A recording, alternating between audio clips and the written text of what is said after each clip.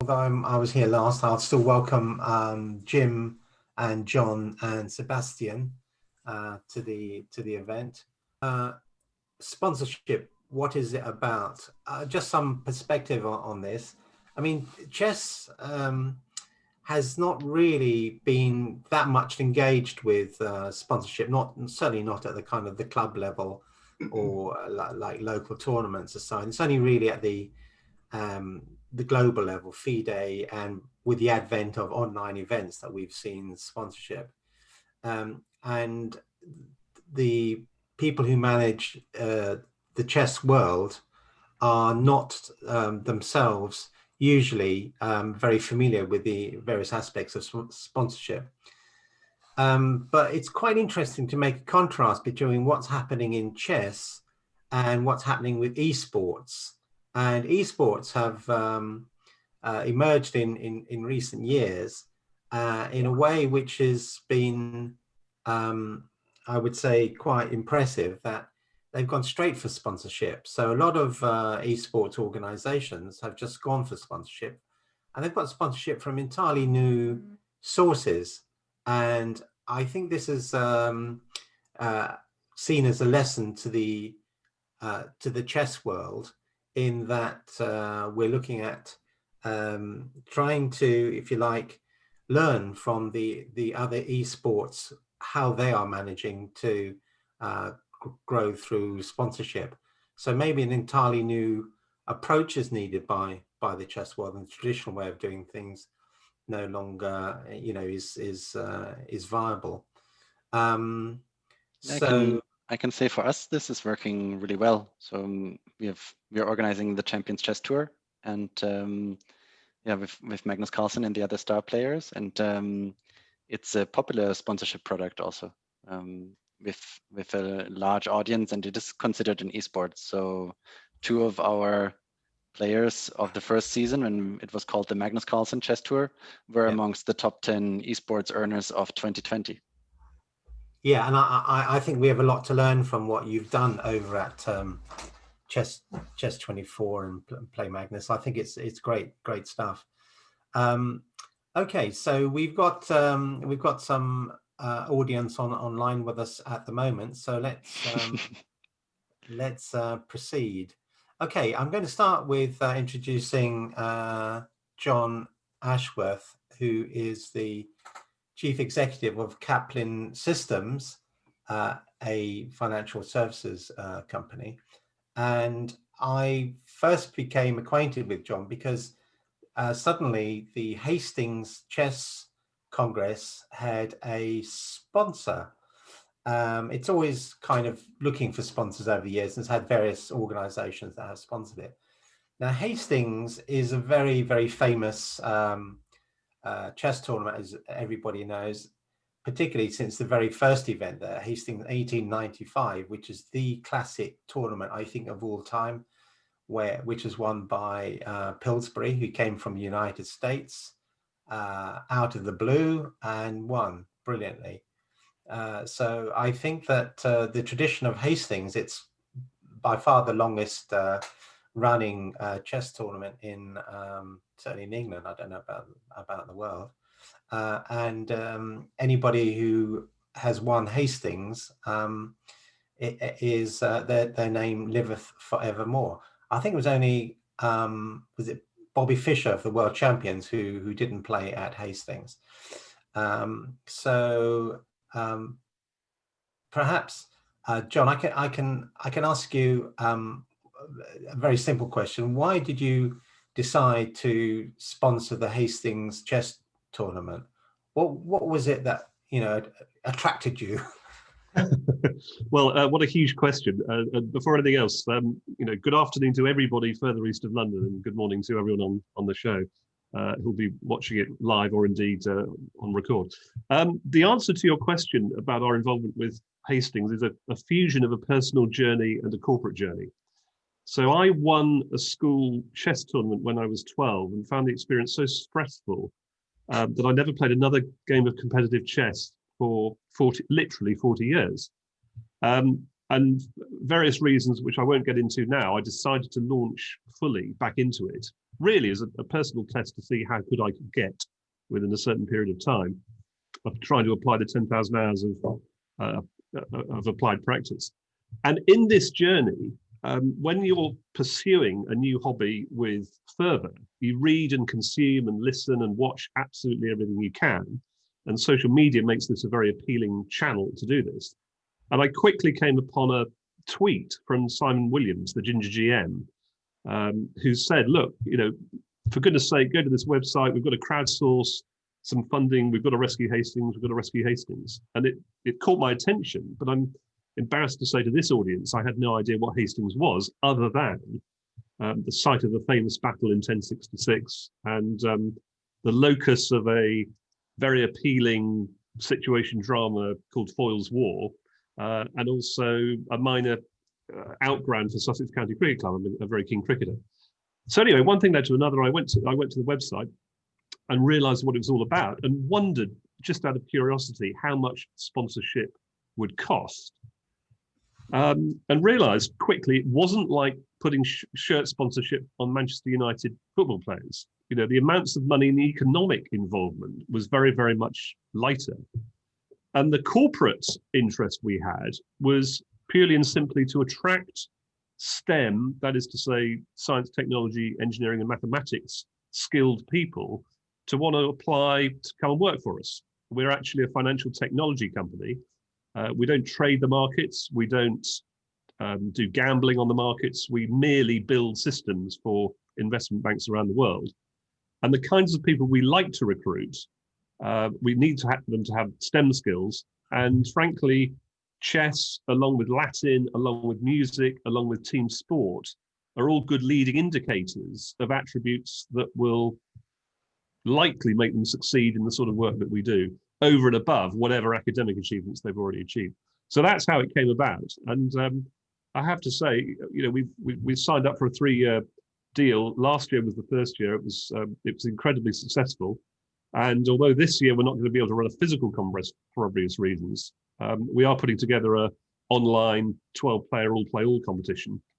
And as a result of that, with 2 places left open for the winners of the ECF British Online Championships, we're also putting a little bit of money into the ECF schemes as well. So that'll carry our name rights. But like all these sponsorship things, ultimately, as I said at the very start, it's a fusion of a personal objective and the corporate objective. We're not trying to sell things to the people who watch chess online or participate. We don't have, we're not publishers of chess books. We don't sell chess equipment. We're not trying to associate our brand by putting our name on Magnus Carlsen's shirt when he plays online, for example. It's merely a question of trying to improve our exposure. We're a smallish firm with 70 people. We just want to get our name out there a little bit more beyond the market that we serve. And there is an element of altruism as well, because we think it's a good thing to help this industry. And from a personal point of view, the journey has been incredibly rewarding because people are so smart and so nice, bluntly. John, you say there's the personal and there's the kind of the corporate. But just from a corporate point of view, would you say that sponsoring Hastings is actually justified by, as it were, reducing the cost of recruiting staff? I think you made some reference to this in the interview that you gave online. Oh, well done for researching that. Yes, I did say that. I think there is an element of PR exposure, which is always, by definition, unquantifiable. But the business case I put together to justify the expenditure was exactly that. We spend a lot of money on recruitment fees, which I hate doing because I just, I don't really, with greatest respect to people in that industry, I don't particularly admire the value that gets added. But in a small organization, we don't have a massive HR department in building 10 or whatever that can deal with all that directly. So we have to outsource that capability. The point of the sponsorship was, frankly, that without giving away too many vulgar commercial secrets, we only need one graduate and one mid-level employee. to easily justify the sponsorship investment by saving the money that we would otherwise give to a recruitment consultant as an agency fee. And frankly, it gives me much, much more pleasure to give that money to the chess world than it would to the recruitment industry. Do you think that, I mean, why do you think is that not many people or not many organizations realize this? Because, I mean, it's pretty well known that the chess world has a lot of very smart people in it. And it would have been, you know, not too much of a stretch of the imagination to think, well, by finding a way to get your name in front of chess people, you know, you do improve your kind of attraction to that world. But yeah, it doesn't seem to be many, you know, have noticed that. Perhaps things are changing now, of course, but you might be one of the earlier people to realize this. Yeah, I mean, yeah, and if so, you know, hurrah! And I'll cling on to the rights to sponsorship as keenly as possible. But yeah, no, I think, but it was a punt. I mean, I've worked in very large companies. I've in the early part of my career, and I've since done more entrepreneurial things in small companies. The process in a large company to take a punt like this, particularly in this market, where certainly in the banking sector, the traditional banking sector, the whole thing is 30% over costed, and they need to reduce costs. It wouldn't be easy to get this kind of deal through unless there was a absolutely committed benefit that came from it. So it is something of a punt. We don't spend any money on advertising. I have very cynical views about that for the sort of thing we do. But a little bit of PR I can justify, and as I said, yeah, saving on recruitment fees is also good. Yeah. Okay. Thanks, John. So I think what I'll do is I'll move on now because you've set out very clearly some of the benefits of sponsorship. I move on now to introduce Jim Egerton, who is somebody who's managed to see the benefits of chess in a business sense, and is using this in your activities, Jim. And you said you wanted to share a screen with us. Yeah, I will go ahead and do that.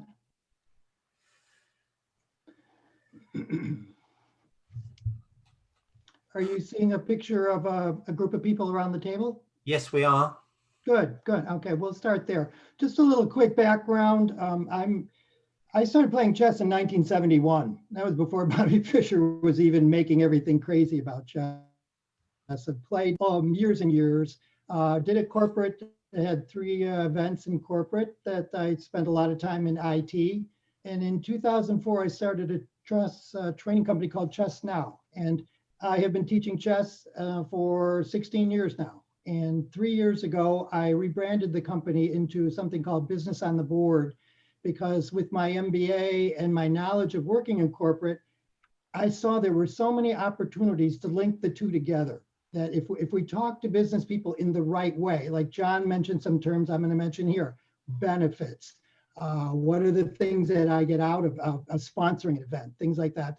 Business people are much different than, say, your club, local club. So let's just bounce into the next slide. And it really comes down to who needs what.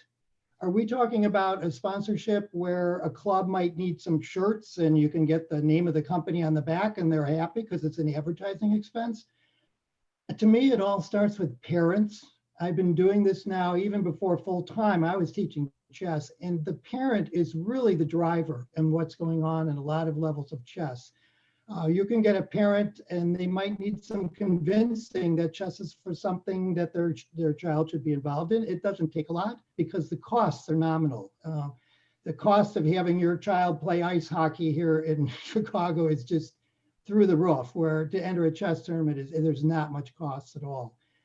Why do I talk about parents? Because I don't know if you've heard about this, but last month the United States Chess Federation was given $3 million from the Rockefeller Foundation. And how did that all come about? Well, Jay, who was the driver of the whole thing, started teaching chess to his daughters.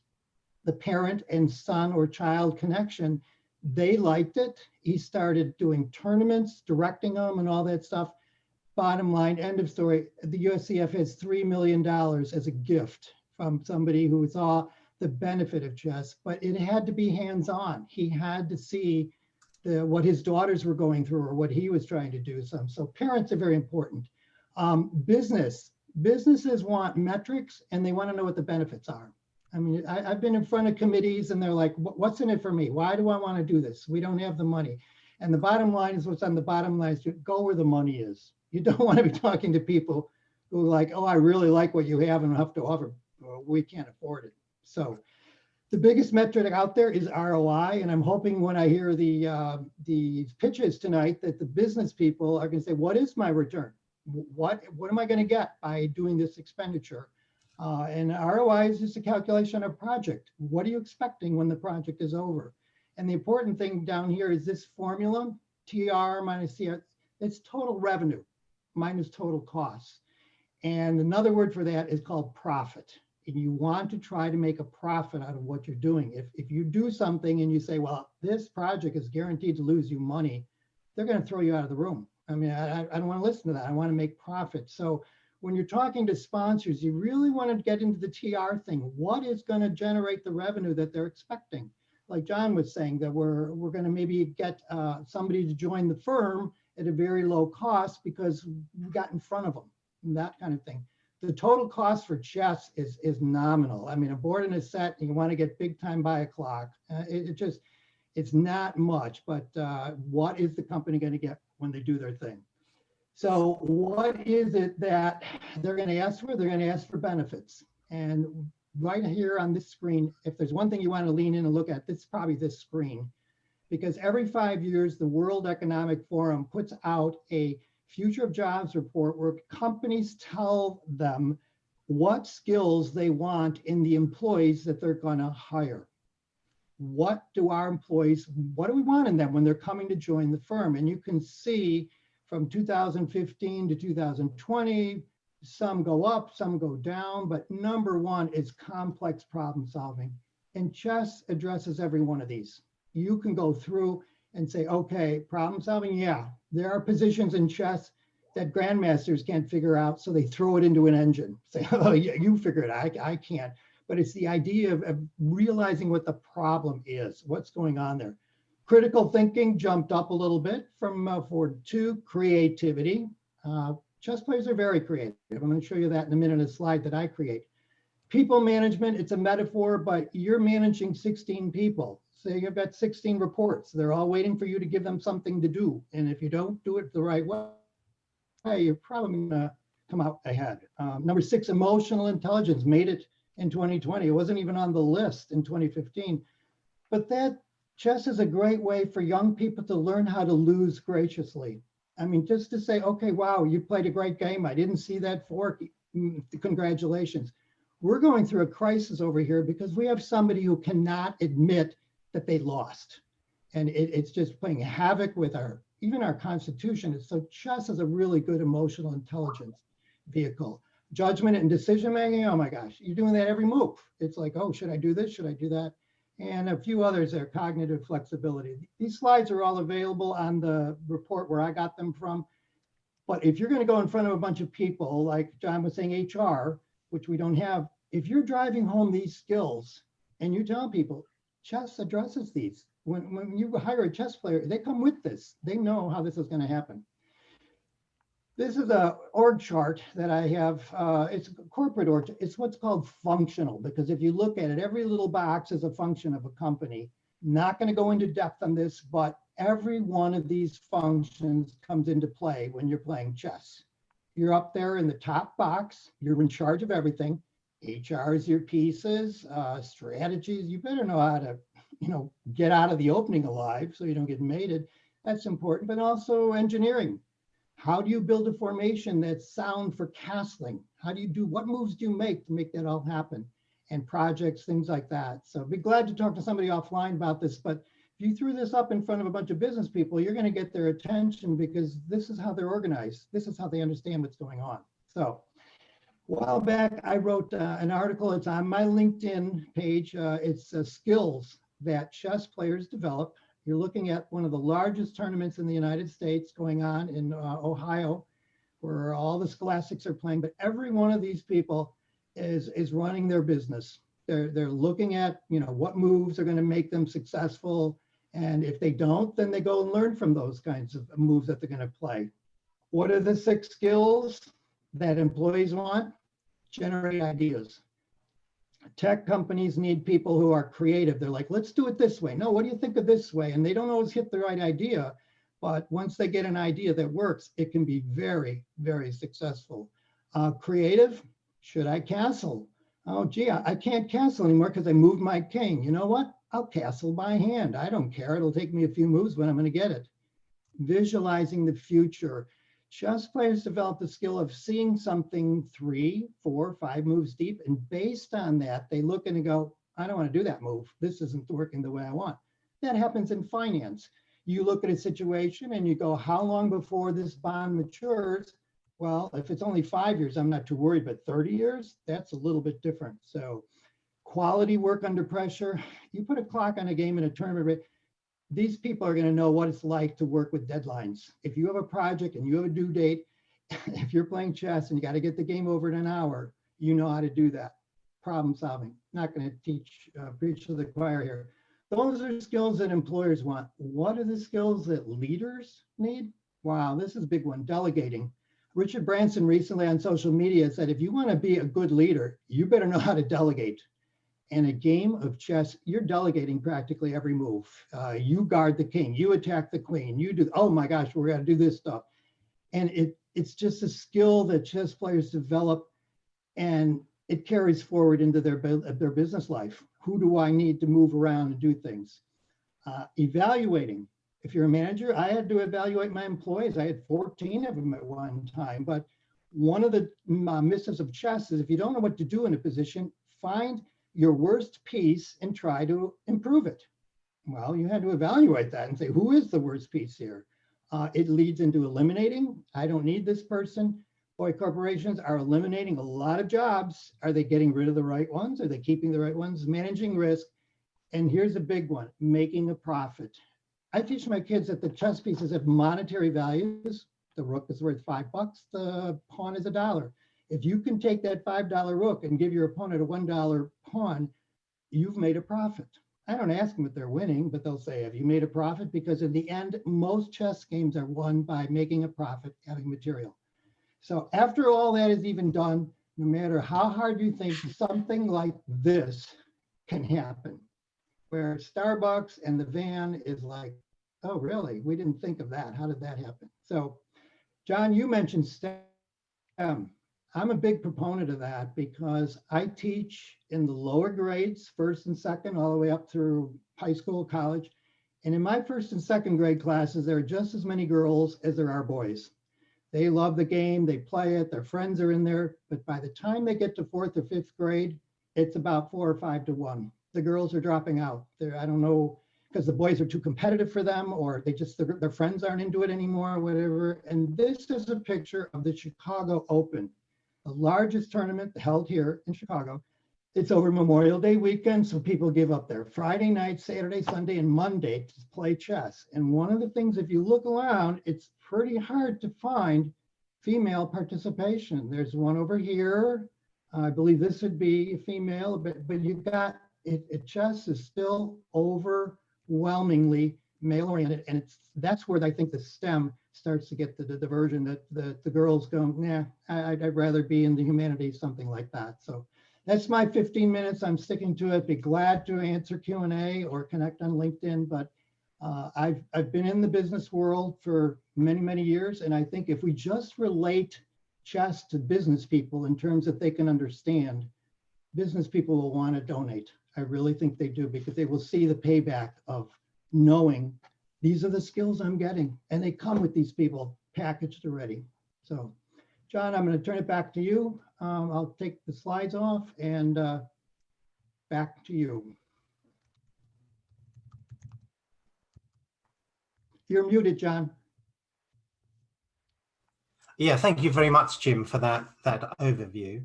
I just want to pick up on one point you made regarding the relationship between, if you like, parents and children, and pointing out that the US Chess Federation receiving that $3 million grant recently was as a result of somebody whose child was, he was teaching them chess. And I think it's a similar situation here in England. A few years ago, when Barclaycard, a credit card company, its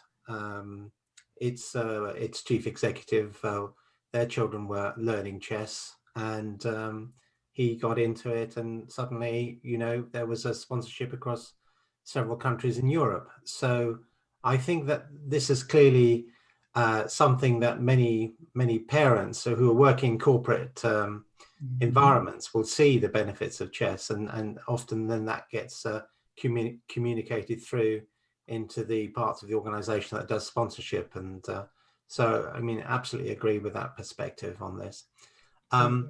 Okay, I'd like now to just move on to our third contributor, Sebastian Kuhnert. Sebastian has really been in the driving seat for some tremendous changes and development in the world of chess, particularly combining kind of digital chess and sponsorship. And I have to say that the nexus of Chess24, Play Magnus, Chessable, it's a very, very powerful new force on the world chess scene. And it is unique perhaps in that it is now a kind of properly established corporate with a presence on the Oslo Stock Exchange. And that makes it, completely new type of creature on the world chess scene. And I think it's fair to say that, Sebastian, not only are you kind of active in raising sponsorship for your various activities, but you also do a certain amount of sponsorship yourself as an organization. So you're looking at it from both points of view. Yeah, Perhaps that's you want correct. to say something about this. Yeah, I can share a lot of things on different aspects, but first, thanks to both John and Jim. Like you've said, a lot of things that I fully agree with, and I guess the question with all of these ingredients of like that people genuinely like chess, there's now a global trend of chess becoming more and more popular, more than ever. What the question is, what do you do with that? And what we are doing is basically giving it a professional platform that that aims to raise the quality bar beyond anything previously seen in chess, so that it can grow beyond, let's say, like all the grassroots efforts that have been there for so long, and into, let's say, a professional sponsorship scene. And that requires basically upgrading everything to the level that, yeah, like 6-7 digit sponsors are used to, because they, yeah, I can just give a little bit of insight into how we pitch this, for example. Do you see my screen here with the partnership presentation? Yes. Yeah. So this is how I approach a partner when we talk with them about the Champions Chess Tour. So yes, you are right. There's a professional group of companies here now. So the Play Magnus group comprises of the companies that you're seeing here, plus iChess. With that, we show them, and together with the fact that we are on the Oslo Stock Exchange, that we are serious and that we are reliable, that we are trustworthy for a big sponsorship engagement. Because these ultimately, just like everything that Jim and John have said, this is a lot about human relationships. Yes, there's all the technology, there's all the marketing activities, there's all the professional organization, but ultimately it's about the personal relationship with the people who believe in chess and the values that chess represents. And for them to have a chance to bring this through in their organizations, because like previously said, it's not easy for anybody to stand up and say, like, this is definitely going to generate a positive ROI, be it immediate or over a longer term. they have to be 100% convinced themselves, otherwise they cannot convince anybody internally. And the more arguments you have for them that you are trustworthy and that what you are doing is there to make a lasting, significant impact, the better. So that's why we start with our corporate journey, where yes, we are able to sponsor things ourselves in chess because we do have the full value chain in chess. So you can play chess on your mobile, learn it, play against Magnus in different age levels. You can train with Magnus on mobile. You can solve tactics puzzles. So there we have 4 different apps inside the Play Magnus company. Then at Chess24, you can play chess. It's the 3rd largest website to play chess, but the #1 site to watch chess. So that gives us simply like a lot of already like interesting data that sponsors are interested in, and yeah, continuous exposure for them. Chessable is then where people can. It's the most popular place to learn chess nowadays, with the largest accumulation of digitized chess books. Essentially, all the world's key chess books have been digitized, and many more have been created individually as unique new content with all of the best players in the world, and that combined with newest learning psychology, so the algorithm knows when you are struggling to remember something and helps you with spaced repetition. And Coaches is moving all this into the live learning environment. So there you can book a coaching from another human, an IM, GM, FM, other passionate hobbyists, and learn from them. For example, tomorrow, book a session right away. And all of this in a modern feel. And we've brought this into the professional chess tournament space, you could say, through the Champions Chess Tour, which brings together all the leading chess players in the world in one giant tour for the first time online with $1.5 million prize fund. Also there, like, of course we could organize this with less prizes, with a smaller prize fund. And why do we choose a 7-digit amount here? It is because also it has value for sponsors. It has value for chess as a sport to have a better reputation. It is beneficial ultimately for everyone, the players, even us as the organizer, that when people look at this tour, they feel that it's exciting and it's about a lot of skills and about representing the sport with a worthy amount of prize money. Because the day that Counter-Strike has 10 times more prize money than chess, the war on Twitch for the attention of the children is already lost. Basically, that is why capital plays a role here, and that's why we have gone to the Oslo stock market and are continuously investing beyond the immediate return on investment into this whole ecosystem. And then it goes into the tournament, into the tour. We're also looking at, for example, sponsorship values, sponsorship volumes across different sports, and how that correlates with the interest in those sports. And there you can simply see how underrepresented chess is. I'm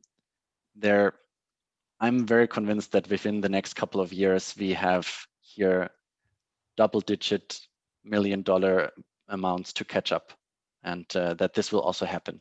But it requires a professional platform. And there, when you look at, for example, how we have upgraded our broadcast in order to also make this something that works for sponsors, I can just show this also quickly. Might need to reshare this with sound, so bear with me.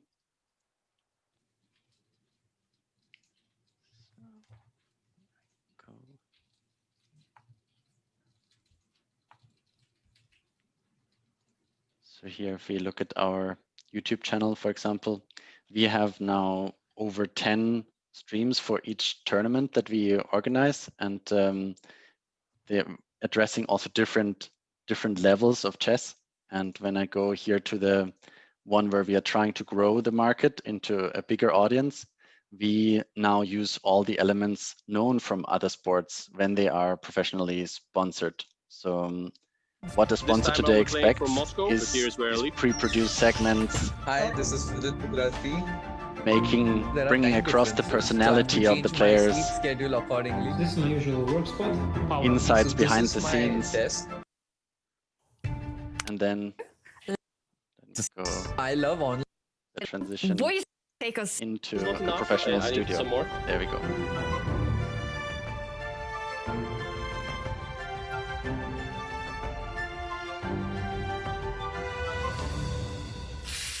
After 8 days of chess, we have reached the very final day of the Skilling Open. And today, either Magnus Carlsen or Wesley So will be crowned the winner and take home $30,000. And to take us through this very, very, very exciting day, Women's Grandmaster Jovanka Hauska and Grandmaster David Howell. And David, do you even have Women's Grandmaster Jovanka? And here you can see, for example, the main sponsorship integration is already here in the name of the tournament.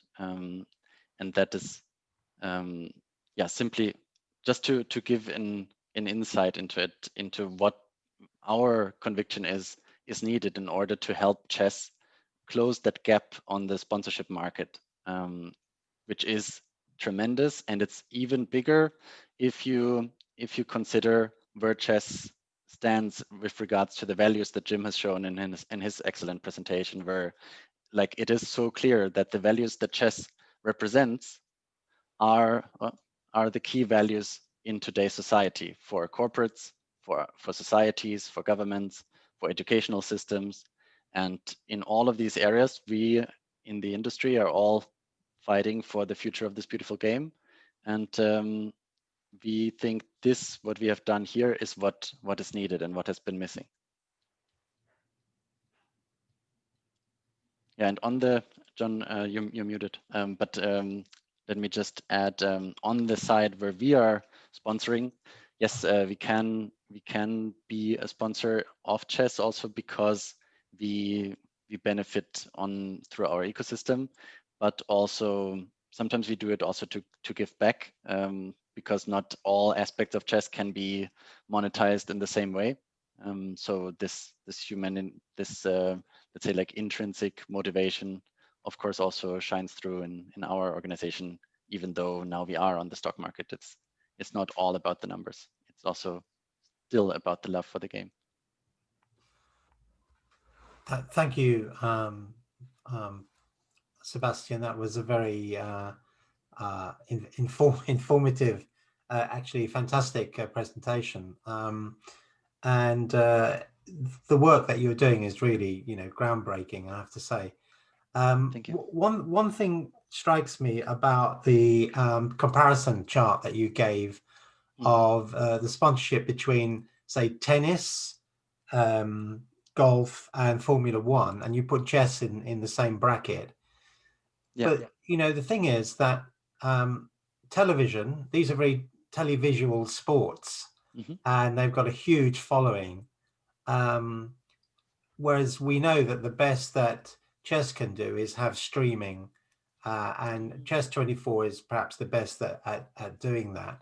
Yeah, I would disagree with that the best it can do is streaming. So the studio that you've seen there, it costs a 5-digit amount per day, and it is fully television standard approved, and it is also sending TV signals to Eurosport on this occasion. Yeah, but but the numbers that are in, I mean, is it the case that the numbers involved in watching televised chess is much lower than for any of these other mass market sports? Yeah, at the moment, because it's a nascent sport now from a television and broadcasting perspective. But if you look at what has been done with snooker or darts, and nobody can tell me those are more exciting than chess, and even Tour de France.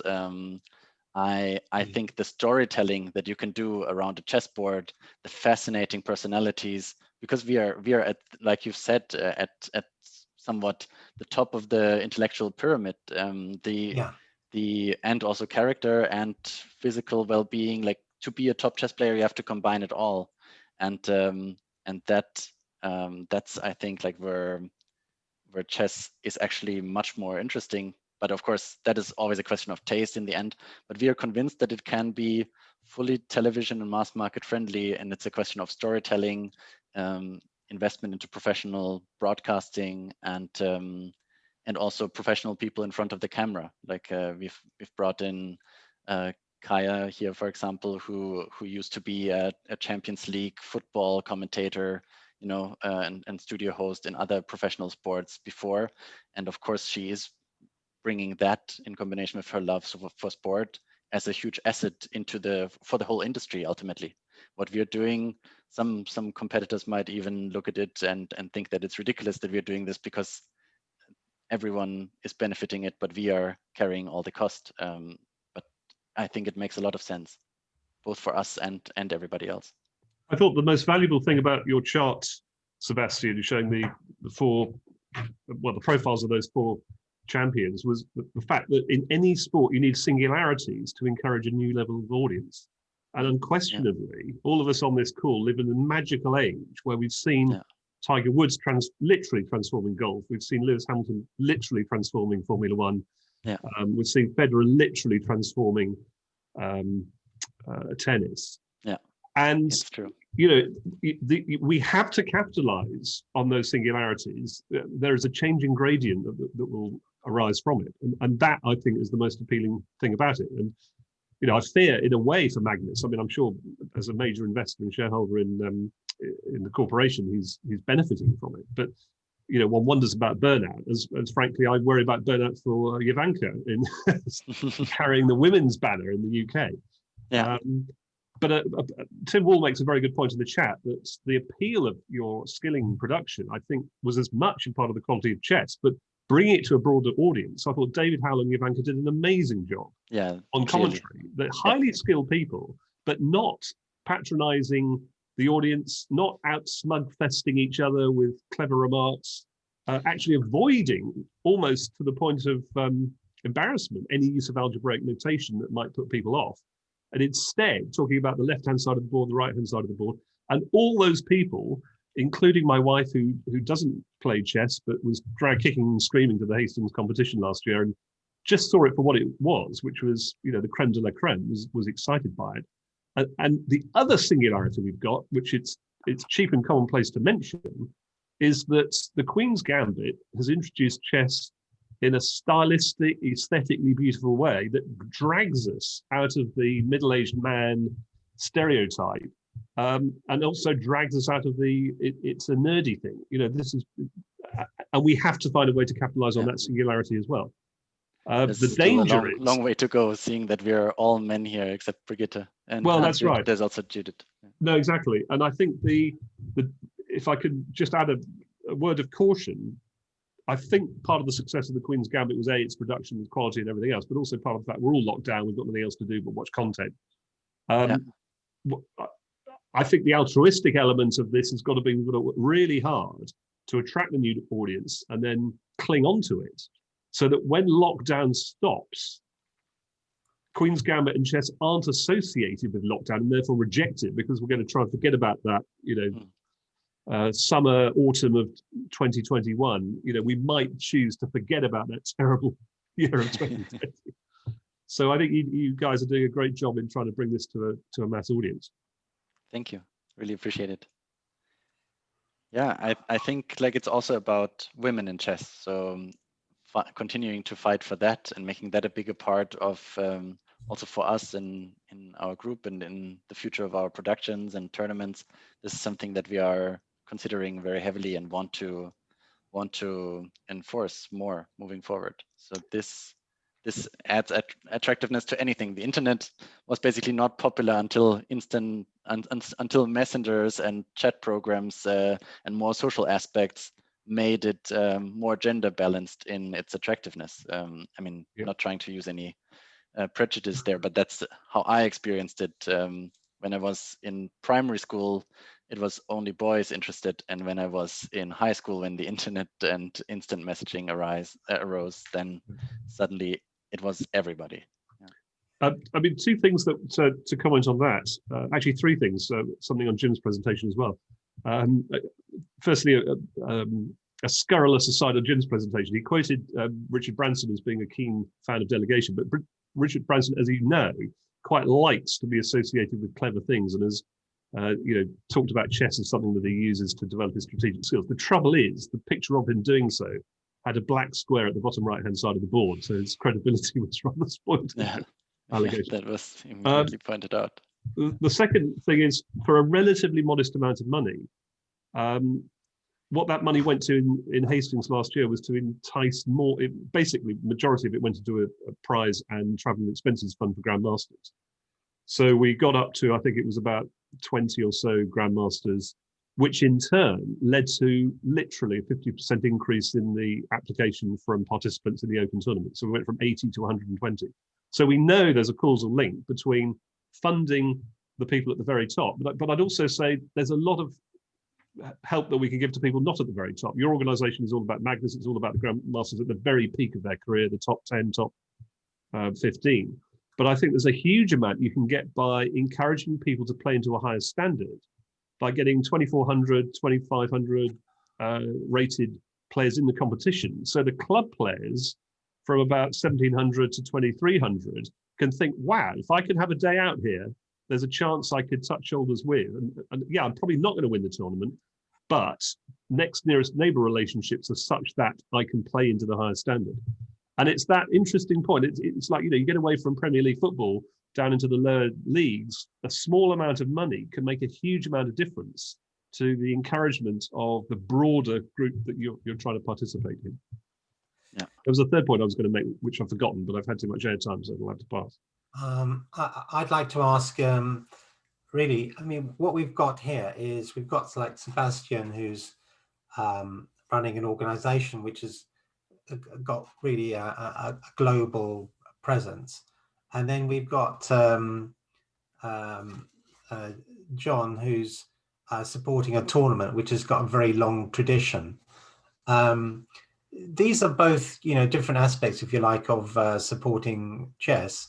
Could you see in the future this possibility that as it were, the global chess brands will cooperate with local tournaments to bring them into the domain of broadcasting, and with all of these wonderful kind of commentaries and so on?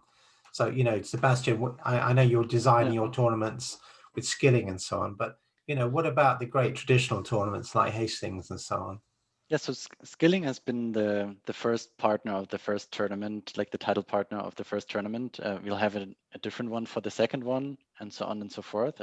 They've been also very satisfied with the overall sponsorship, and but that doesn't mean that it would always have to be online only or disassociated from the traditional tournament world.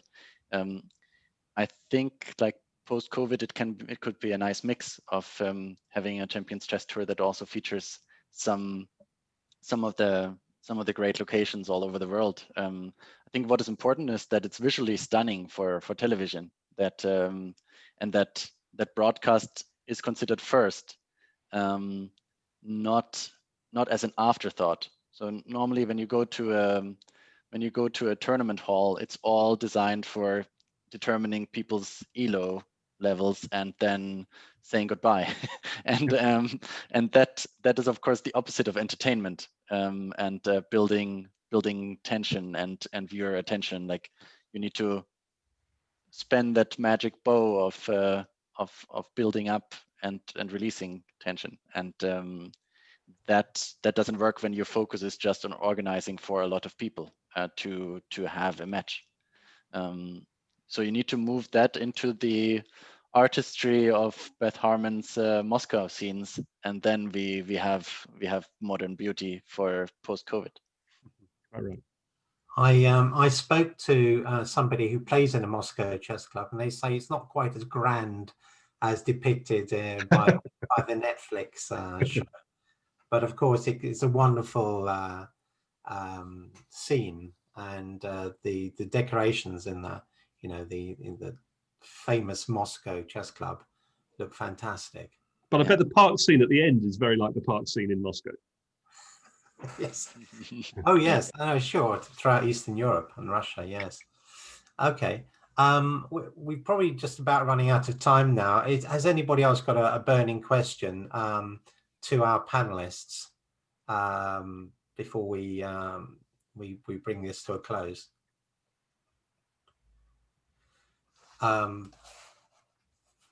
Anybody? Leave them a few minutes to type. Well, they can speak. I think we can allow you to speak if you wish. Yeah. Quick question, John. Yeah, Tim Wall from Northumbria. Yes, that's right. Sort of an organizer of a little tournament up in the northeast. What should chess tournaments do when they're trying to get sponsorship? What's the panel's advice? What should chess tournaments do if they want sponsors, you say? Yes. So it depends, like which budget area are you looking at for sponsors? So like if you optimize it for a massive broadcast and your production cost is high, and the budgets of the sponsors go up, then the sales cycle becomes longer. The more you can count on a local person's love for chess now after seeing the Queen's Gambit, the more you can keep it local and I don't know, maybe traditional. And the more you go into, if you look into esports, somebody also asked earlier about the comparison to esports. The sales cycle for League of Legends to land, I think, Cisco as a partner was over 5 years. So if you don't have the capital or like the vision for 5 years and to how your quality will improve over that period of time, and you can articulate it already today to a partner, they are not going to enter a 5-year kind of mating dance with you. That is, I think, the big difference between those. It's almost 2 different types of games that you're playing there. But yeah, so I think like you could local networking for the local tournaments, big scale thinking, PR, agency involvement for the larger endeavors. Okay, I think thank you very much, Sebastian. Sebastian. I think I'll draw it to a close here because we need to prepare for the next session. John, would you mind if I just made one quick observation? Oh, Sanjoy, of course, yeah. In terms of growing the profile of chess, I think there's one really important element that isn't necessarily called out very often. 2020 has been very difficult, of course, with COVID, but we know that there has been, let's say, a perfect storm in terms of growing online chess, and Queen's Gambit has assisted with that. But one of the things I'm seeing as a kind of unexpected side effect is that many of the existing social media outlets where chess players have always congregated are now being there is an influx of novice players who have been electrified by the Queen's Gambit, and I think it's really important that we bear in mind the need to self-police our own, to not treat newcomers in a unfriendly and hostile way.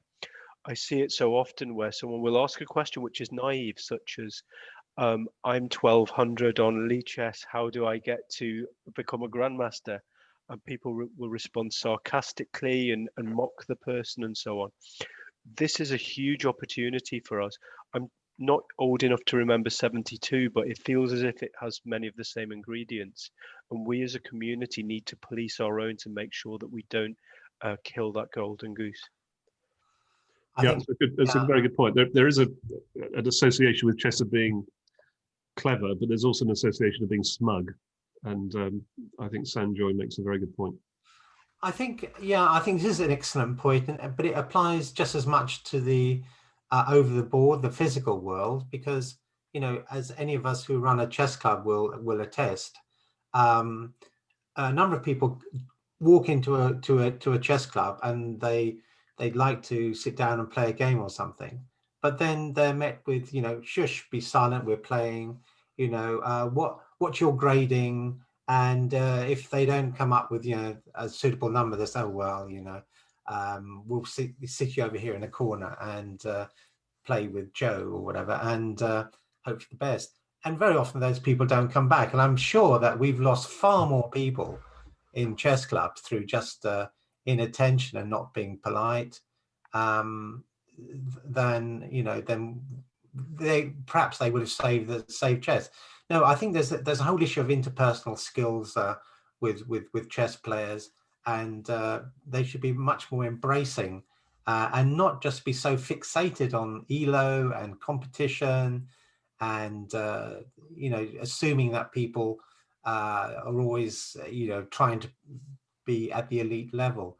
I think we have to recognize that there's an awful lot of people just enjoy chess at a very modest level, and we have to find a way of kind of acknowledging that and allowing those people to enjoy themselves without feeling in some sense defective. I mean, just speaking personally, I was London junior champion Oxford University, but I felt that I was totally inadequate as a chess player, quite frankly, and I gave up chess at a very young age, at 21, because my contemporaries like John Nunn and Jonathan Spillman were just vastly better than me, so it's all relative, these things. So no matter what level you're at, there's always going to be somebody better than you. And we just must recognize that people, they find their own level of enjoyment in chess. And, if we can do that, and I'm sure digital platforms will allow us to do that, I think then we've got, some great future. But there's a lot of invention that's still required in order to bring that about. Okay, I think I really must bring this to a halt now. Look, it's been really very, very informative. We're only touching some of these subjects, but at least we've got an insight into what it is to sponsor an event. We're looking at it from a corporate point of view, and we're looking at it from the point of view of the great powerhouses that are emerging in the world of chess and games. I'd like to thank all of the panelists for giving up their time, somewhat at short notice from time to time. And I think what we will do is that we'll make the recording of this available because I think that it wasn't marked as a VIP event through an oversight. So a number of people did try and come into this event and were disappointed. So I think unless anybody's got any objections, we'll make this recording available. Yeah, let's do that. Okay, well, thank you very much, everybody. Thank you for sharing it, John. Thank you all. Enjoy the rest of the event, and do pop into the networking room where you can meet